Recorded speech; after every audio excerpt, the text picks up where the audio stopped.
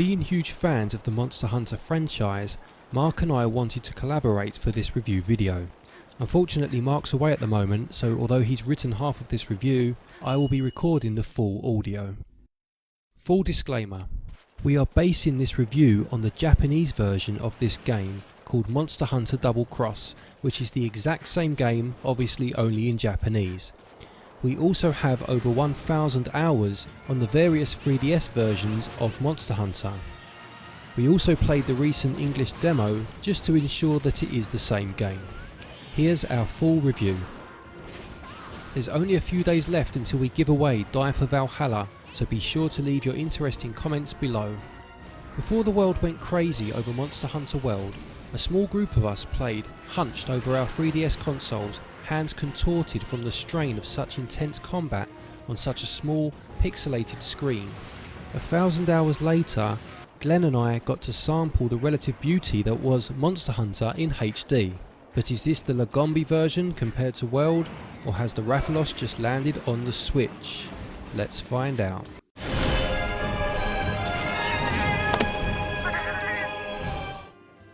So where best to start when it comes to gameplay for Monster Hunter? Well, let's start by breaking it down to its most basic elements.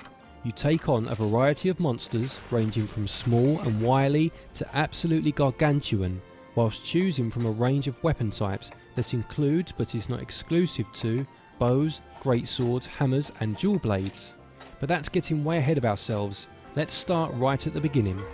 You start with basic armour and a choice of the most basic weapon for each type. You begin in a base village where you can accept quests from the guild woman. The only quests initially available to you are the 1-star quests, which are designed with the idea of teaching you the game's basic mechanics. These quests will have you fighting smaller variants of the game's main monsters, but also gathering resources such as mushrooms and minerals.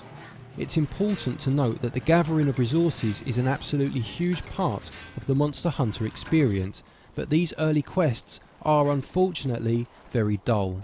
For those experienced with Monster Hunter, it's just a case of gritting your teeth and getting through them once again, and I've lost count of the amount of newcomers to the series that have stopped playing after an hour, telling me they just couldn't get into it. If I can give any advice at all to newcomers to this series, or anyone remotely curious, it would be to persevere through these first couple of quest tiers. The game isn't even in second gear yet. So why all the gathering then? Well, you use what you find to create everything you need to become the ultimate hunter.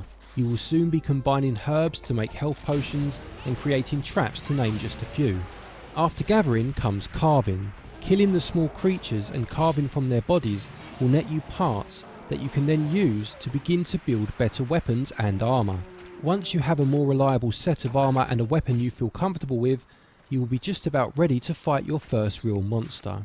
You will be transported to one of a number of maps which are split into various segments, and for the vast majority of the missions you will have 50 minutes to search out and kill or sometimes capture the monster. You will have 2 bars at the top of the screen, the green being your health bar and the yellow being your stamina.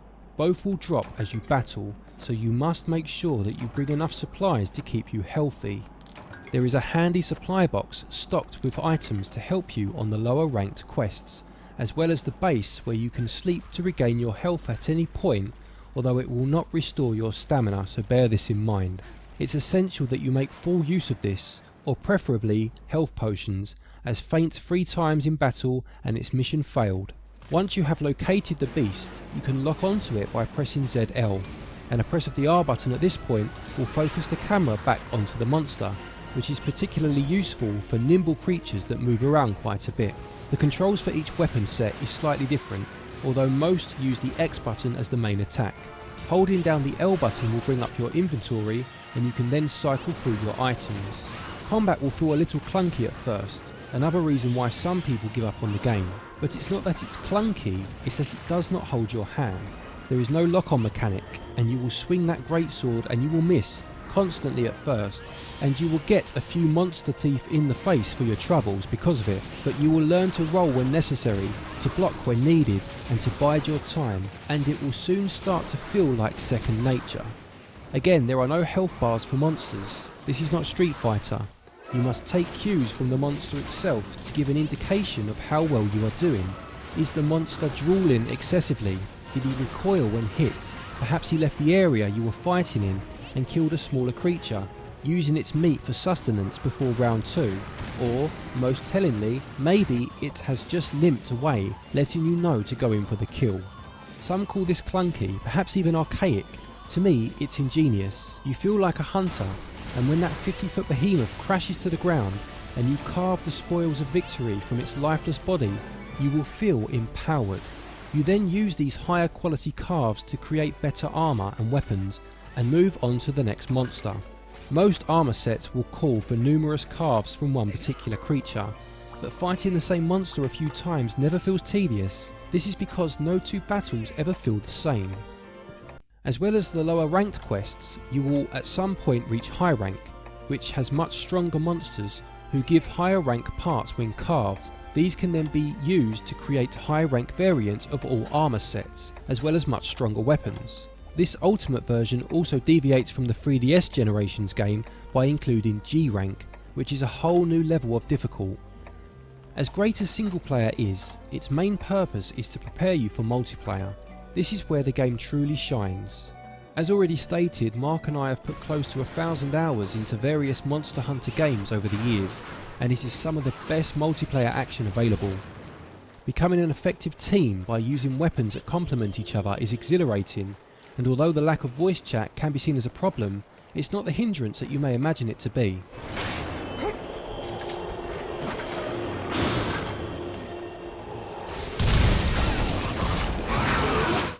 New to these generation games are the styles. These are modifiers that you can adopt that will change your playstyle, giving you unique abilities. These include things such as being able to jump into an aerial attack, which would usually require a ledge jump, or being able to counter-attack following a successful evasion move. These can be ignored completely should you be an old-time Monster Hunter player that wants to keep things as they once were by choosing the guild style. These styles are good for allowing players to find a style that suits them and just individualises the experience a little bit more. Monster Hunter Generations Ultimate has a style that is unparalleled if you have the patience to sit through what is quite a mundane first couple of hours. If you can get through this, literally hundreds of hours of fun await you. Newer entries of the series, namely Monster Hunter World, have added more quality of life elements, and those that have been introduced to the series through that game might find this older style difficult to adapt to. It's not perfect, and it is definitely showing its age by now. For example, having to still sit through a loading screen every time you leave an area is frustrating. But this is Monster Hunter in its purest form, and gameplay receives 18 out of 20, whilst controls receive 17 out of 20. Visually, there are two ways to view Generations Ultimate. On the one hand, it's a 3DS game with a resolution bump. On the other, it now runs with a far higher texture resolution, much improved shadow maps, and some smaller details fans of the original will notice, such as denser foliage and smaller details within the world itself. Now that being said, this port still disappoints in one very noticeable area, that being the frame rate. The game runs at a very smooth and constant 30 frames per second, which might sound great had the 3DS XL version not run Monster Hunter 4 Ultimate quite happily at 60 frames per second. To my knowledge of the engine, there is no excuse for the game not to run at 60 FPS on Nintendo Switch, other than Capcom not putting the time in.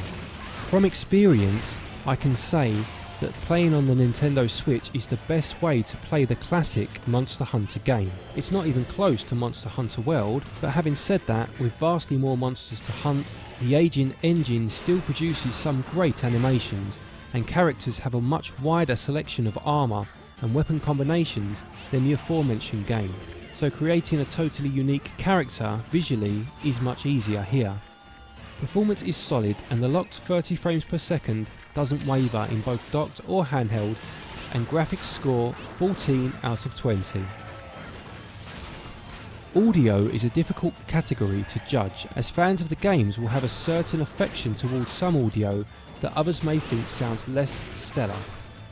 Weapons each have unique audio for different moves, and once you become accustomed to this, the game gives you enough auditory cues to allow for almost autopilot during combat. A perfect example is hearing the charge levels of the greatsword or the bow. In a game that requires such quick and decisive action, having such feedback means you can almost look elsewhere whilst you go for the charge attack, panning the camera to look for danger, and when you do hear that final charge, releasing devastation upon your hapless foe. Audio is a real strong point in classic Monster Hunter, but you will find some very typically Japanese shenanigans, which definitely adds a lot of light-heartedness to an otherwise serious undertaking. Audio scores 17 out of 20. So now we come to the value section, and this again is quite a difficult one. On the one hand, Capcom are charging £49.99 or $59.99 for the G-Rank version of a 3DS game from 2016. Whereas on the other hand, you are getting a game that, should it click with you, you could dedicate hundreds if not thousands of hours to quite easily. The graphics have had a resolution bump, and the G-Rank extension easily adds 100 hours into the playtime for those with the endurance for it. The physical version of the game is already selling for £10 or dollars cheaper than the eShop version, and it's probably the best way to go unless you are strictly digital only. Taking the game on its individual merits, it's well worth its price considering how much you could get out of it, but there is a slight tinge of what more could have been. Value receives 15 out of 20. To conclude, Monster Hunter Generations Ultimate is the classic Monster Hunter formula, looking as good as that version ever has done, whether you are taking the game on the go or hunting on your TV. When, or more importantly, if this game clicks with you, it's absolutely amazing, and it's a shame that the eShop demo doesn't really do the full game justice, especially considering the price. It must be noted that Monster Hunter World has moved the goalposts for this particular franchise, and I would hope that Capcom realises that a core group of Nintendo fans did help this franchise to grow through the 3DS years, and in turn give us a new game in this series soon. If it cannot be Monster Hunter World, so be it, but a Switch specific entry running at 60 frames per second needs to be the next step. Monster Hunter Generations Ultimate gets a Switch Up score of 81%. Many thanks for listening to this review. Sorry it's a little bit longer than usual, but Monster Hunter is certainly a game that if you don't know the basics and the game doesn't do the best of jobs of explaining them to you, you could become quite lost, so hopefully you found it useful. Please like if you like what you've just seen or heard, consider subscribing for all things Switch all the time, press that little notification button if you haven't done so already, and as always, happy gaming.